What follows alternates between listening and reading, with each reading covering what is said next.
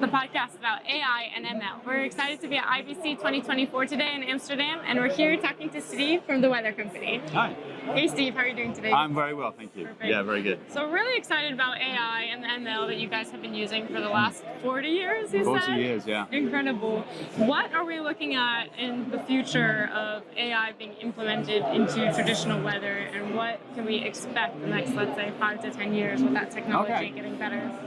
Well, there's been machine learning being used in weather forecasting for many years, as you said. And what we're finding is that does improve the accuracy because we've been able to give our forecasting machines like a level of experience. So if something similar comes along again, we know the best combination of all these models that we use to give you the more accurate forecast. But what's actually coming forward out of that in the weather science side of it is that we're using our forecasting technology to teach AI about atmospheric physics. And so we believe that when that is complete, it's not yet, it's in early stages. When that is complete, it'll mean that the AI systems will be able to generate more accurate forecasts quicker and cover much more finite areas. Yeah. One of the biggest problems is thunderstorms. They build quickly, they move fast, it's really hard to predict, but they're the most damaging things that happen around the world. Do you think you'll be able to connect with emergency services to help with disaster prevention in case you can predict better drought, flooding, tornado patterns? Absolutely. I mean, one of the biggest problems is that governments quite often have large meteorological agencies, but sometimes they're not at the forefront of the technologies. Yeah. So we want to work with those organizations. We do today, especially in North America. Yeah. And when there's tornadoes and items like that, our technology combined with the government stuff is the thing that appears on TV screens and mobile apps and stuff like that. Incredible. What's the most impactful thing? I think this is actually extremely impactful, but out of all the things you've seen at IBC this weekend and maybe just in the last few years with AI, what do you think is going to create the biggest impact to society with AI?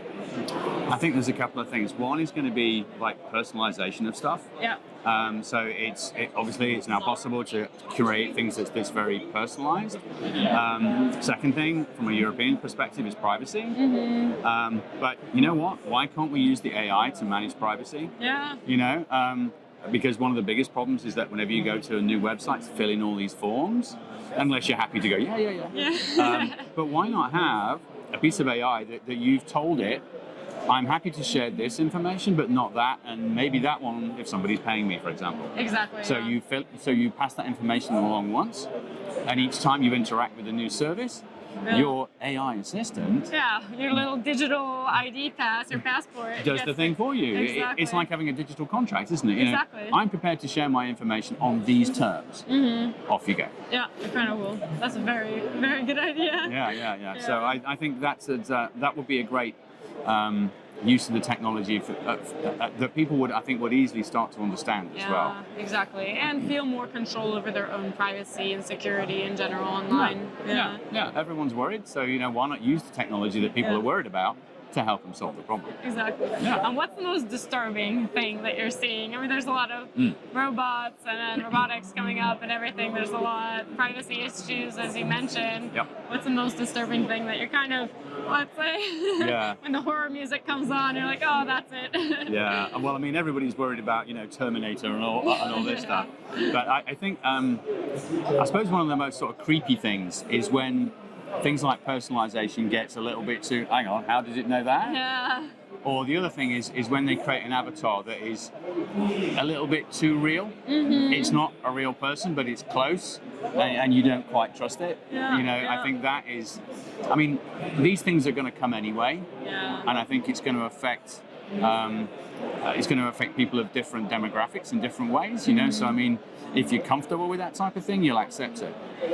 In the TV world, as we're at a TV show, I think personalization will also come to different types of genres at different times.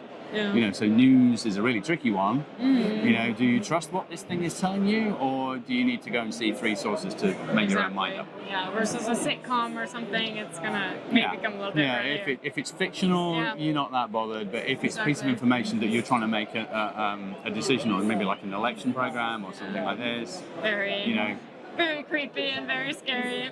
Absolutely, there's a lot of capability. We just need to make sure it's used responsibly, or the users have got control over how that's used as well. Maybe that's the other way around. Yeah. Thank you so much for sharing all this information about the Weather Company and the future of AI. No problem. Good to meet you. Thank you. Nice to meet you. You can find AI Searched on YouTube, Spotify, and Apple Podcasts. Let us know in the comments what you think.